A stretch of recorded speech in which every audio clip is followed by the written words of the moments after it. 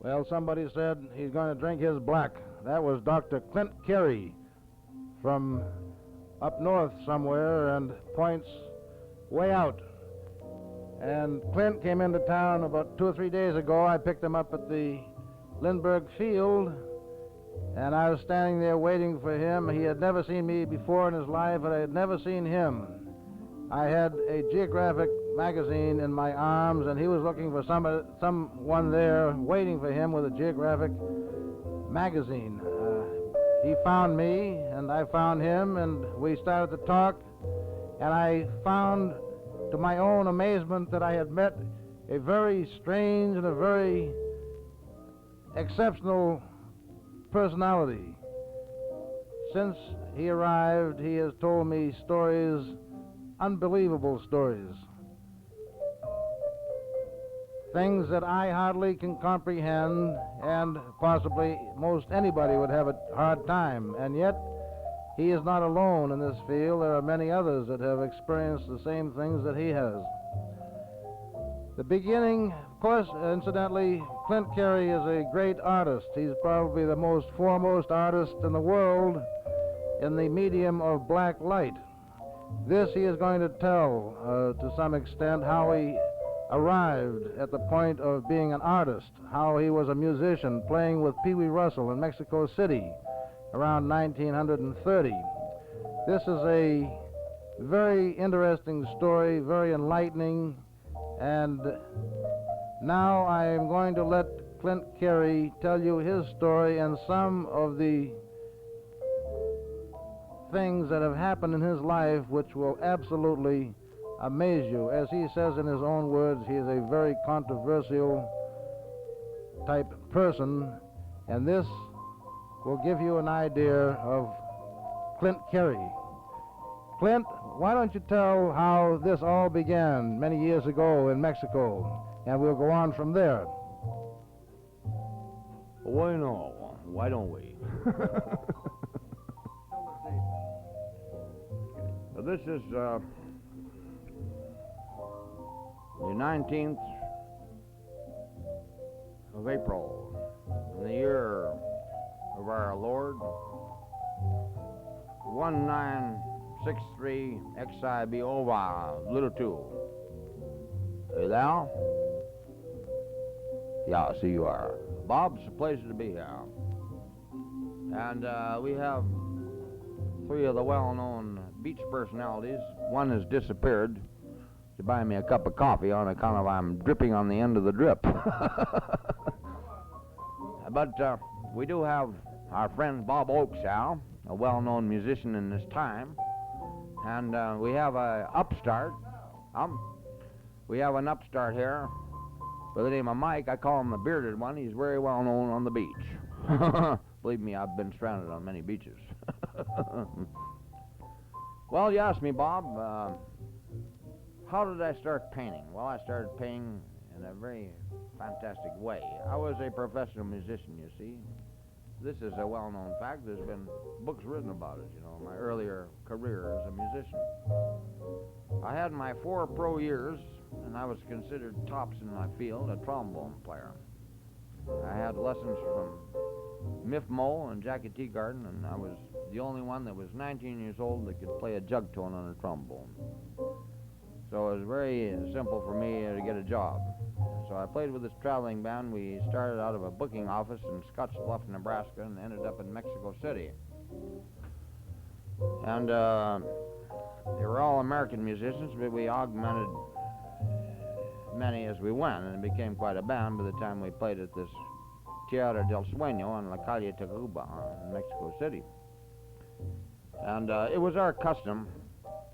We'd start to work about 10 o'clock of an evening, and we'd finish about 3 o'clock in the morning.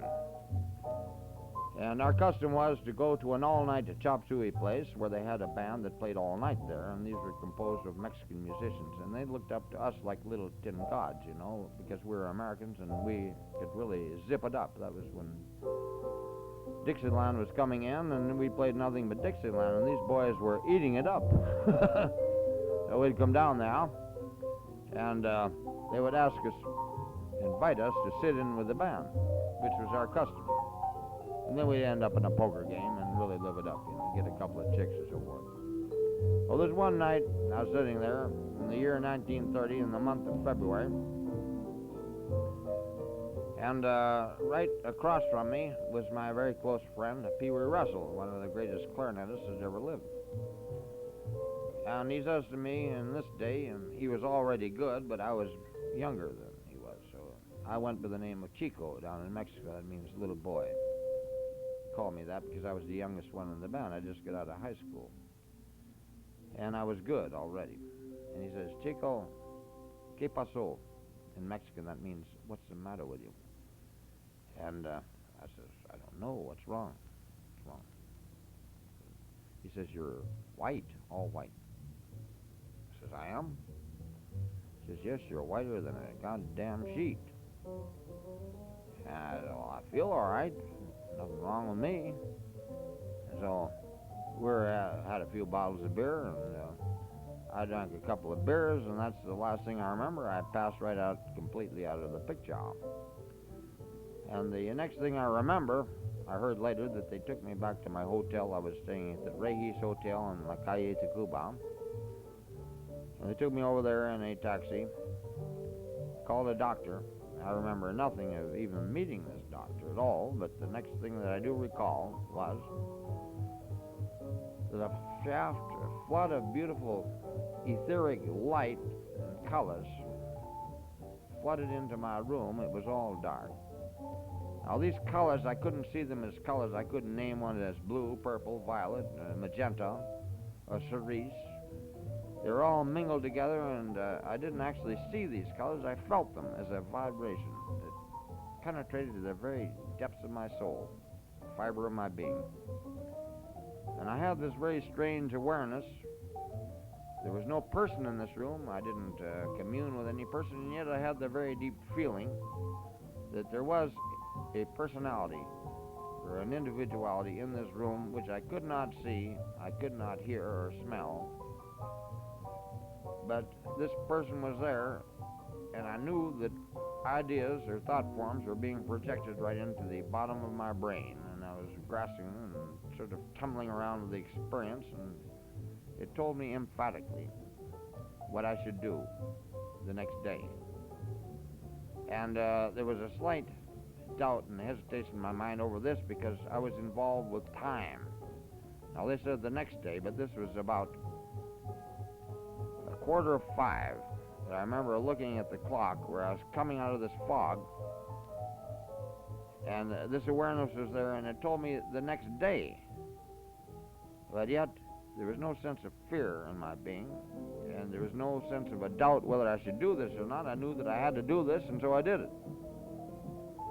But I couldn't wait until the next day. I mean, if you put it in proper mathematics, the next day would have been tomorrow. But this was today, and so I did this today. On the date that I just gave you, I arose. I had my trombone there, which was a gold-plated con trombone that I paid around $185 for, as I remember. And in those days, in 1930, that was not chicken feed. That was a lot of money. But irrespective of this, I went to the closest pawn shop, which was just about a half a block down the street from the hotel, and I took this into this pawn shop because that's what they told me to do. I say they, I don't know whether it was they or whether it was he or what it was. So I call it they. And I says, I would like to sell this trombone. They says, do you want a loan on it? And I speak the language very well. And I says, no, I don't want a loan on it because I am leaving here and I want to sell it. So I said, the most that we could possibly give you for this instrument is 66 pesos and 66 centavos. And in those days, a peso was 3 to 1. A peso was worth about 33 cents. And I did not argue with these people because I knew that it was useless. So they gave me the money, and I put it in my pocket, left the trombone with them, walked over to the railroad station on La Calle Frente, went to the ticket office, and they told me to buy a ticket to Colima, Mexico, which is way over on the west coast of Mexico, almost 400 miles from Mexico City, and it takes about 2 days to get there by train. I says, how much is the ticket? As he poked the ticket out through the little brass rails there. He says, sir, the ticket is 66 pesos and 66 centavos. So I pulled all the money I had out of my pocket, which is 60 pesos and 66 centavos. Speaking in English and thinking in Mexican becomes rather difficult. 70 pesos y 70 centavos. So I thought this was very strange, but no stranger than I'd been feeling all that day, and especially since I'd been tapering off from this very deep metaphysical experience that took me way out. So I took the train, and I rode on this train for 2 days and 1 night, and we arrived at Colima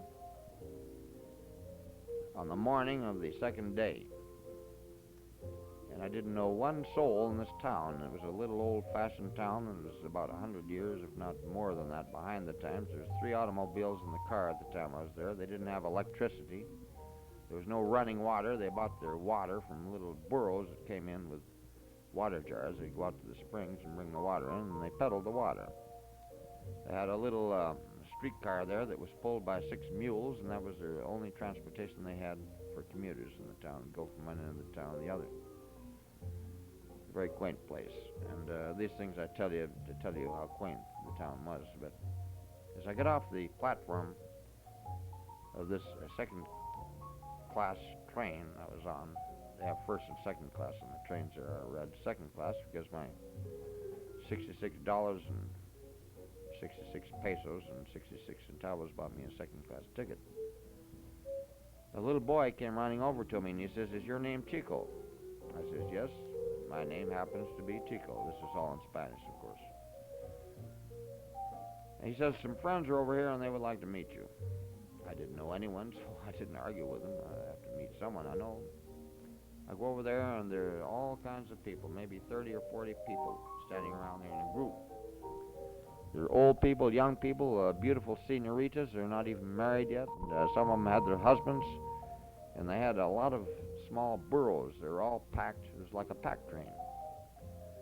And they had big bottles of water, and because we were going through a desolate country, and food and every manner of thing packed on these little burros. And then there were several burros that we rode. I'd never ridden a burro before in my life. This was a new experience to me. And almost got bow-legged during the trip.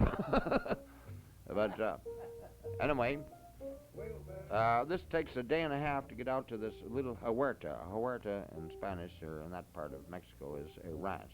They call it ranchero or huerta.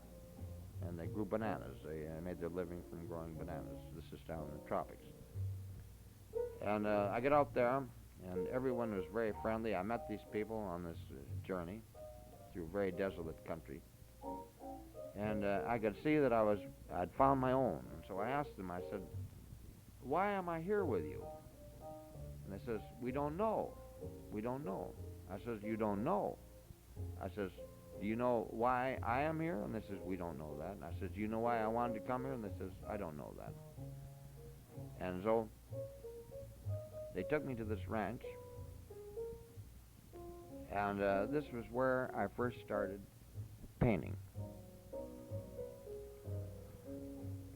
And in a country that is about 100 years behind the times, it is very difficult to get canvases and pigments and such things as we use in the profession there. So at first I started painting on anything I could get. They did have pigments for me. Not the kind of pigments I use today, but they worked. Made out of different dyes. And some of them were derivatives of mineral compounds, and at least we had the 6 colors. And so I started in a very naive, insensitive way. And we couldn't get canvas there, so I painted on goat skins. I painted on boards, or anything I could get. I even painted murals on the sides of the adobe walls of some of these buildings there. So thus it was that I first started painting. That's very interesting, Clint. Now, when you came down here a few days ago, I saw you had some newspaper clippings. As I remember it, one of them mentioned that several years ago you owed a bar bill at the Flamingo Hotel in Los Angeles or Arcadia or somewhere around there of $266. And to pay off this bar bill, you painted them a picture. Is that right? Well, that is what it says in the newspaper. In fact, it was a United Press dispatch, United Press International, and went all over the country. But just to show you that you can't believe everything that you read in the paper, they stated in this article that the painting, it was a demonstration painting. It was about 10 feet high by 5 feet wide in fluorescent. And this was after my first contact that I had from this other world. I painted this painting. Here's a demonstration, and the people would come to this place every night to see me paint. It was right across the street from Santa Anita Racetrack. These people would flood over there when they heard that I was there, because I'm quite a showman, you know, and I say things that people like to hear, and they always know that I'm going to say something funny or something that they want to hear, and so it's a great big show. I mean, when I paint this painting, and they turn out all the lights, and they have candles on the table, and it's very dramatic, you know. And so this painting being 10 feet high, I used to have to use a little 3-foot stool I'd stand on when I wanted to reach up at the top there. And one night I'd had about 3 martinis too many, you know, and I got to weaving around, and this table of 4 people were sitting just down below me there, and they had all these drinks and steaks, and they're eating and gazing up at me and kidding back and forth, and I fell off this goddamn stepladder, and I lit right in the middle of the table. And all these glasses broke, and they called the manager. They had the 3 bus boys there, and all the waitresses, this big commotion there, you know, and so they says, what happened? I said, I'll be goddamn if I know, I slipped. And there's all these people at the table, and instead of getting mad at me, they asked me what I wanted to drink, see? So I ordered a drink and sat down there while they cleaned the mess up, you know. And the boss comes around, and he's nothing but a goddamn, Carl Cosby's nothing but a goddamn ex-gangster, you know, from Chicago. And he says, Clint, he says, he says, this was real great. I think you'd ought to do that every once in a while.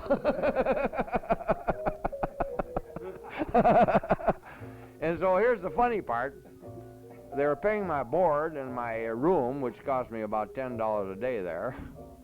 And my bar bill was supposed to be thrown in for the amount of the picture, which was $2,000 right on the line, and I had a deposit so I could pull my canvas in there and all buy the paints and everything. He knew I was a great painter, but I was just coming off a drunk and I didn't have any money. And so he bought all that stuff, and I got my room, he got me situated and so forth, and so I told him it would be $2,000, and I didn't know whether it was going to take 2 weeks or 3 weeks. Probably I could have done it in 1 week. But, you know, they had a gorgeous swimming pool, and these ticks were coming across from Santa Anita, and I was getting quite a bit, and it was real scrumptious, you know. And so I got, after 2 weeks on this painting, I decided I liked it there so well that I was going to have to put the finishing touches on, you know, and that took another 5 weeks. So I did, and Carl was getting a little excited because I'd already used my $2,000 up there around there on my bar bill. I drink a lot, you know, and such things. And so he says, Christ, he says, Clint, how much longer is this going to last? He says, do you realize that you're way over the top of your bill and this is on credit? I said, I don't know about that. I said, you got a painting, haven't you? He said, well, I haven't got the goddamn painting until you finish it. I said, well, you know, I think I can do it in about another week. I think it'll take me just about that long to get sober enough to leave here. So actually, I ran the bar bill up for $266 more, see? And that's the story in the paper. They didn't say anything about the first 2,000, you know? Now, the part that interests me so much is several years later, I believe it was, I think it was in 1960, that this painting was sold by the hotel to a certain foundation for a certain price. Is that true? And mention what that price was that this particular painting was sold for, that was in the newspaper. Well, this is the same article that you're talking about. It's a copyrighted story written by Dick Vasquez It went over United Press International, went all over the world. It's the same story, but there's a bunch of fiction in that story, you know. It's not all true, so I'll straighten you out here, and we'll put this on tape so that in case I suddenly run out of liquor and just have to start swimming south, then you'll have the true facts here, you know. Actually, the painting was sold 4 years later to the George Kilbourne Foundation of Elgin, Illinois for $175,000. Now, that is true. That part is true. But they also put on the bottom of this article that I learned how to cook because my mother had tea rooms when I was a child, and they said that I was a very proficient chef when I was 5 years of age. So that's where they're wrong. Well, anyway, it is quite amazing that this picture that he painted was sold for $175,000. That kind of gassed me. Now, there was another article in one of the leading Los Angeles newspapers. On the front page of this paper, it brought out the fact that another one of your paintings, I believe, was sold for, what was it, $750,000. And then a package of around 19 paintings was sold for $1,750,000. Is that correct? Yeah. Tell us a little bit about that, just for kicks. Well, this was a package of paintings, or about 19 paintings, which I assigned Azura. And after I had my first contact with the Respari, all my paintings were transcribed through me from another person, from another world. And it was done through a medium of expression which is called color telepathy. So actually, I did not paint these paintings. I was merely the agent. I was the agent that these color transcriptions came through to me.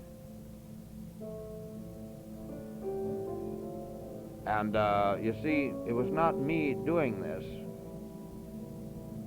only as a body or a human being. It was not my mind, because these things were so fantastically beautiful that, and my style and my technique changed overnight, so it couldn't have been me. And yet I signed these paintings, signed my full name, Clint Cary, XIB, and then Azura. There were 19 paintings I did in 1957.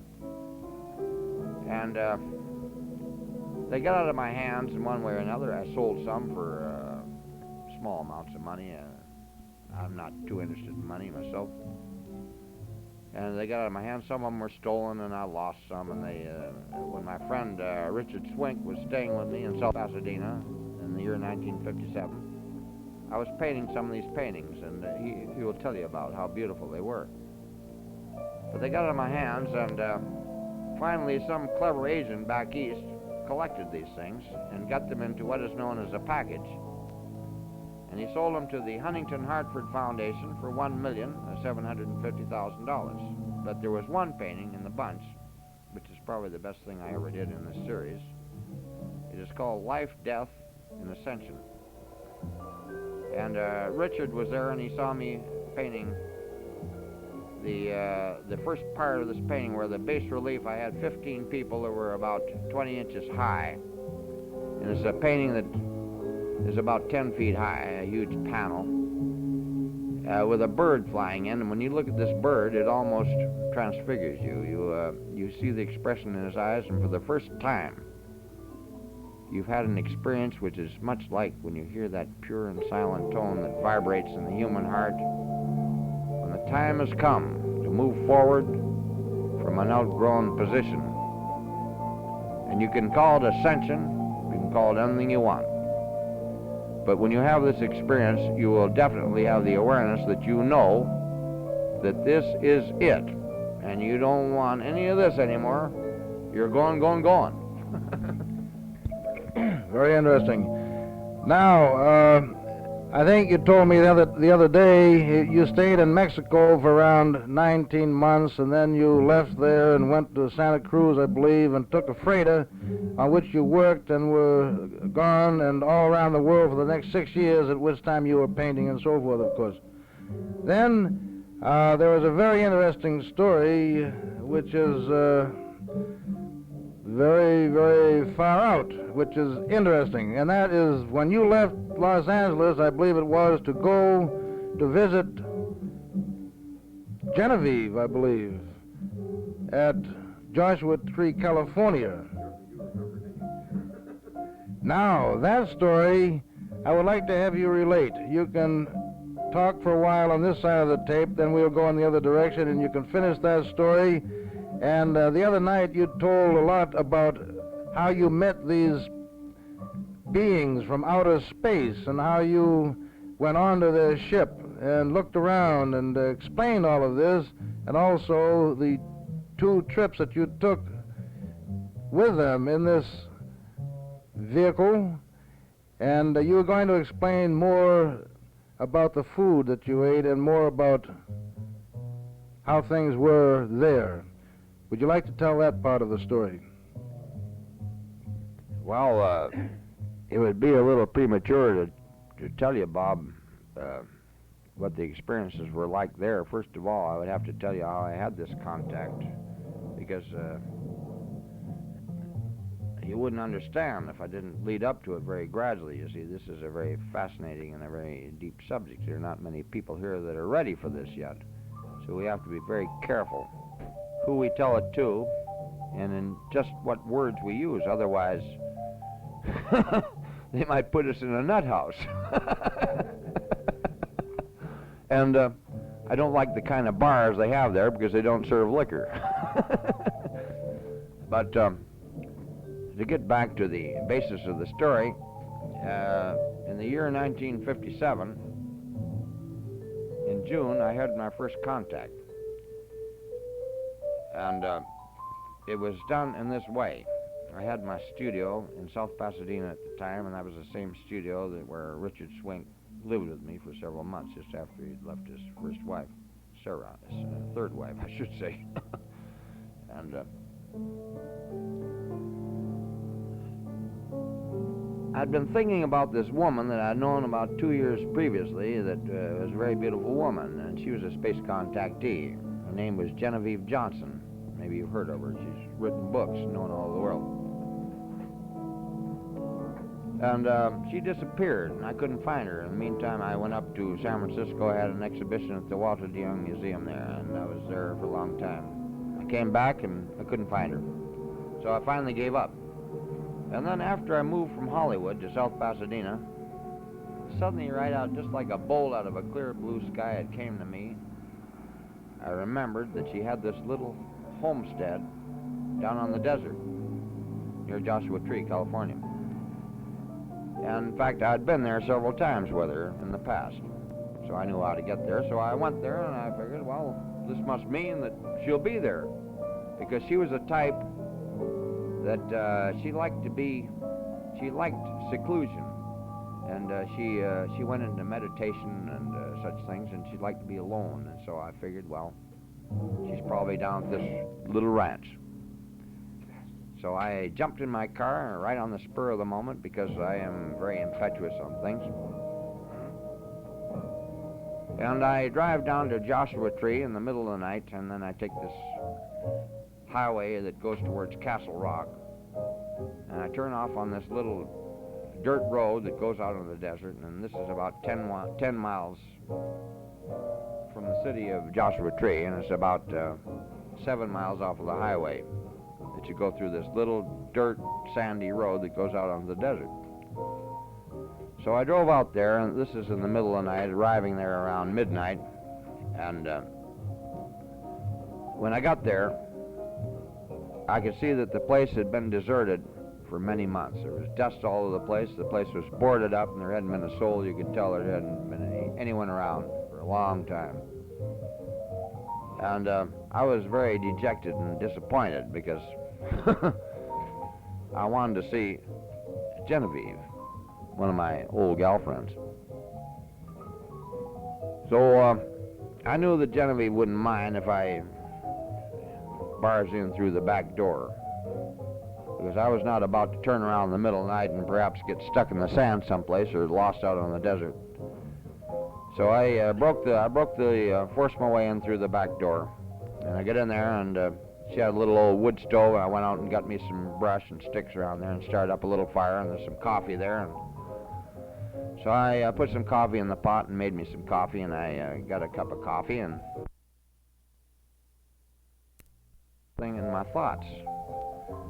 They wore no jewelry, whatever, and these long gowns that they wore were of fabrics and textures that you knew they couldn't have come from this world, because we just don't have fabrics and textures like that. They were of colors we don't have in this world. They were covered with very small and intricate, beautiful little symbols that I could tell by these symbols they were not of this world, because we don't have symbols like that. I mean, I'm an artist, and I know what decoration is, and I understand color harmony, but these are of colors we don't have here. And so therefore, it was all, it spoke for itself. They were just not of this world. Well, these beings, these ethereal somethings that order you to paint, do they actually take control of your hands and your mind, or do they just tell you what to paint? No, they don't do it like that at all. You see, this is an awareness. It's not physical. It's not a physical contact. You see, these people that are so far superior to us metaphysically, so far beyond us, that they're away from what is known as the physical. They're in the metaphysical.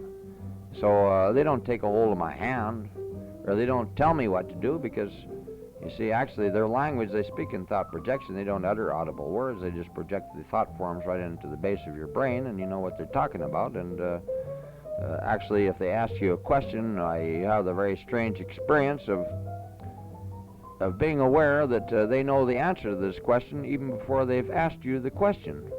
So that it is all very, it's beside the point. For example, when they talk to you, they plant these thought forms or metaphysical ideas into your brain, and to answer them, you're talking in an audible voice, because you're physical on this plane, you see, so you use the physical voice.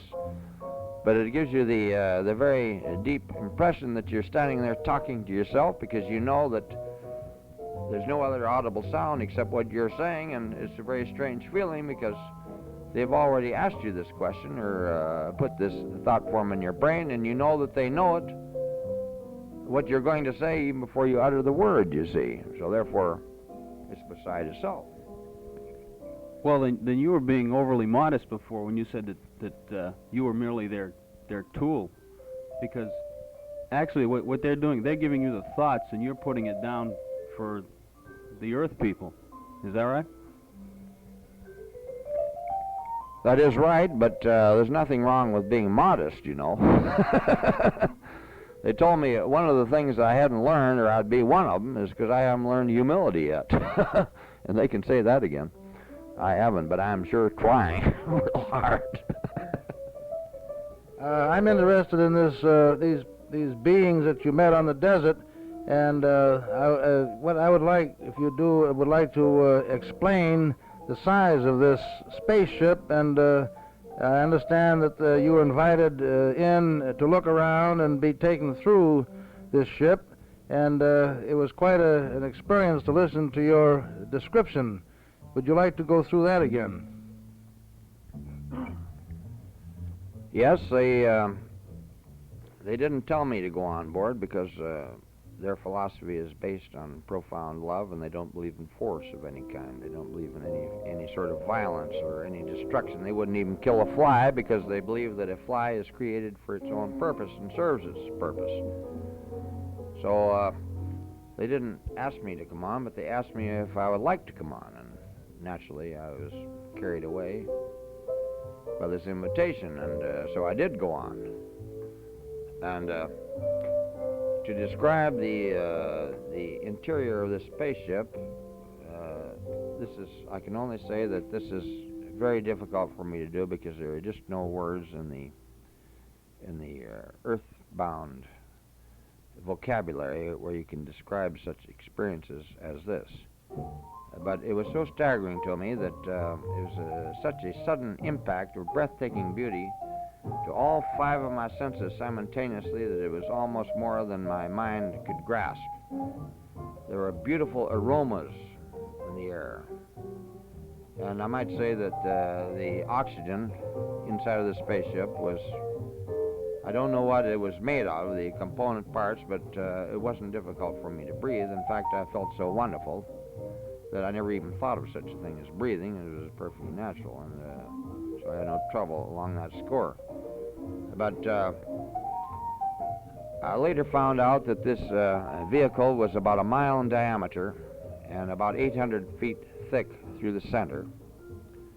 It was on 8 different levels, and it was surrounded by huge electromagnetic bands which propelled the ship. And there was the outer band, which was going in a clockwise direction, and the inner band, which was a positive band, was going counterclockwise. And they played these two bands one against the other, reaching these tremendous rates of speed that even exceed the speed of light much more than we can understand, because they have what is called NTD up there, and all their power and their light comes from this principle, NTD. I didn't catch all of that. Somebody came to the back door there. Well, Mike, can you think of another question you'd like to ask? Yeah, I'd like to ask a technical question. Now, there are technical differences between painting with oils and painting for black light. Now, I don't know for sure, but I would imagine that you paint without the light. You're just visualizing what it would look like when the light is on. Now, what special problems do you have doing this? I don't have any problems whatever. I just know what to do. I have that awareness. They tell me what to do. I say tell me because it's an awareness. They project it out through this principle which I previously described, which is color telepathy. It comes through on a color vibration, just as you would send out a message on a wireless frequency or a radio frequency, but it comes through on color. And when you get out of the vibration of what we call our central sun, why all color vibrations change, because you're on a different source of light. All light and all color comes from light. It's a color of the children of light, the various vibrations. And here we only have 6 what we call 6 colors, or 6 color separations. Actually, there's only 4 basic colors, but you have the 6. You have your red, your violet, your blue, green, and your yellow, and your orange, which makes 6. But up there, it's double that, because they work on the principle of NTD, which is you get instead of just half of the eyeball, which is 360 over little 2. They use 360 up there. Here we only use 180. 180, you use only half of the eyeball, which refracts light from the sun as it's going around in its perfect orbit, and it's always refracted because it's turning, you see, as the Earth turns, and so it slides off. It hits the retina of your eye and bounces. In other words, you only see half the colors there. But up there you get into a different frequency, and you use all these colors, and so after you've been there once, you just know what to use. That's an awareness, that's all.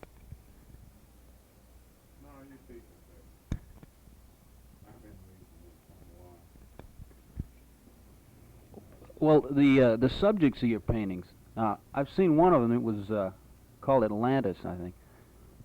Now, Atlantis was something from the Earth. Now, what were these beings trying to get across by having you paint this particular subject? Well, Mike, I painted the painting, which I call The Dream of Atlantis. This is before I had my first contact. I painted this painting, but while I was painting this painting, this is when the first awareness came through after I had the initial contact in Mexico back in 1930. This is what they told me was a period of being groomed. I was being groomed and taught what color is and how that I could be receptive to what is known as color telepathy. And it took many years, and it wasn't an easy deal. But I learned, and it took much patience and much hard work to do this. So you see, actually, when I painted this painting, The Dream of Atlantis, which is a fabulous painting and is sold for a lot of money, but this was sold before my initial contact. So actually, I painted this painting, which is called The Dream of Atlantis. It was a memory from a dream that I had one night where I was in this beautiful temple. And I looked up into this dome, and I saw this beautiful ceiling that was in about 16 different colors. It was like little mosaic that was going in the most intricate and beautiful patterns that when you looked at it, it staggered the imagination. It was breathtaking, but this was in dream colors, you see. So I was immediately wakened by this fantastic experience of this dream, and I went over, before I'd forget, and drew it down roughly in charcoal. So I'd have the diagram, the engineering for it. And you know, later I was told after I completed the painting, which took me about 3 months, that this was perfect engineering. And I'd never studied engineering. So that's what makes it very strange, you see. Very strange, you see. You're not doing these things. You aren't doing these things yourself.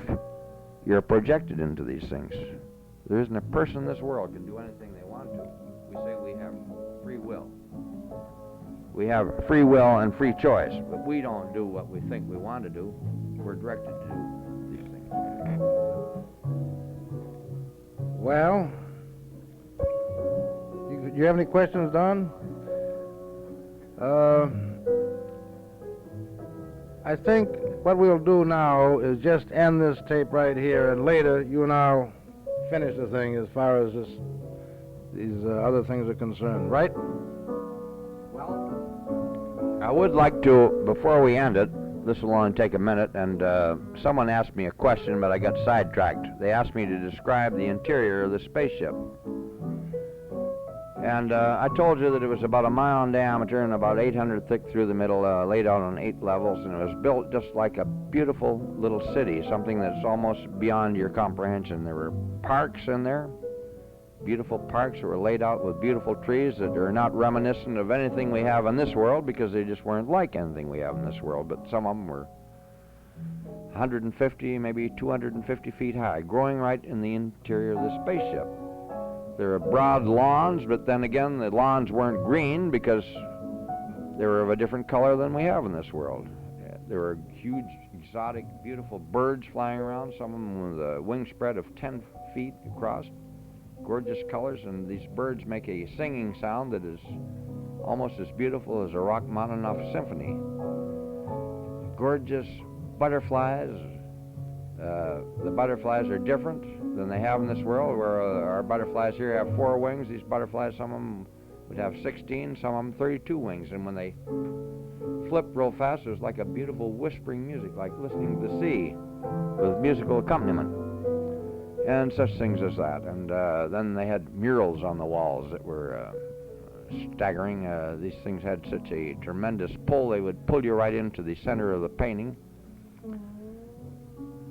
And you could smell these herbs and plants growing there. You could feel the whisper of the leaves above you and feel these birds flying over, and it was with the utmost difficulty that you could pull yourself away from these paintings. They were hypnotic.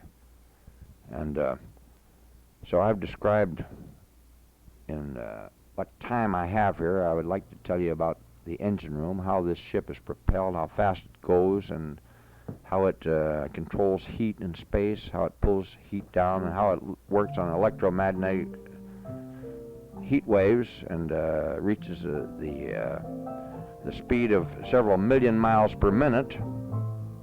But I don't have the time, and we'll have to make another tape to cover these more scientific facts. I even have the figures. I can prove to you just how these things work, but we'll have to do this on the next recording if I'm still here.